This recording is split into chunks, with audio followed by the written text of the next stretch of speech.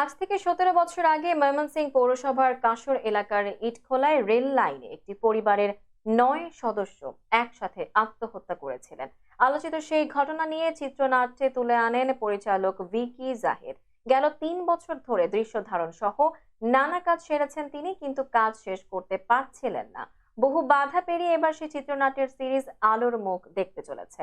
এই সিরিজে কাজ করতে গিয়ে অজ্ঞান হয়ে পড়েছিলেন তাসনিয়া ফারিন।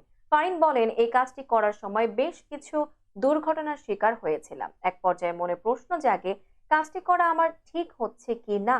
এরপর অনেক বাধা বিপত্তি পেরিয়ে অবশেষে চক্র আসছে, এটাই আনন্দের। তবে কাজের অভিজ্ঞতা বলতে গেলে আমি বলবো, এই সিরিজের শুটিং এ আমাদের সবারই কম বেশি বিপদের সম্মুখীন হতে হয়েছে। যেমন আমরা যেখানে বা যেই হাউসটিতে শুটিং করি, সেখানে প্রথম যেদিন গিয়েছিলাম সেদিনই আমার ভেতরে নেগেটিভ কিছু বিষয় উপলব্ধি হয়। এরপর বলেন, শুটিং চলাকালীন আমি একবার কারণ ছাড়াই অজ্ঞান হয়ে যাই।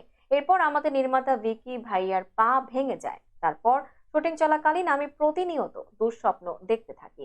তারপর আমাদের শুটিং ইউনিটের অনেকেই কারণ ছাড়া আমাদের সেট থেকে চলে যাচ্ছিলেন, যেটির ব্যাখ্যা আসলে আমরা এখনো পাইনি। তবে কাজটি অবশেষে মুক্তি পাচ্ছে, এটাই আনন্দের। তাই শুটিং এ ঘটে যাওয়া ঘটনা নিয়ে এখন আর খুব বেশি কথা বলতে চাই না।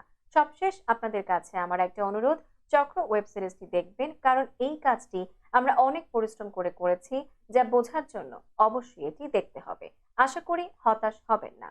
সিরিজটিতে প্রধান দুই চরিত্রে আছেন তাসনিয়া পারিন ও তৌসিফ মাহবুব।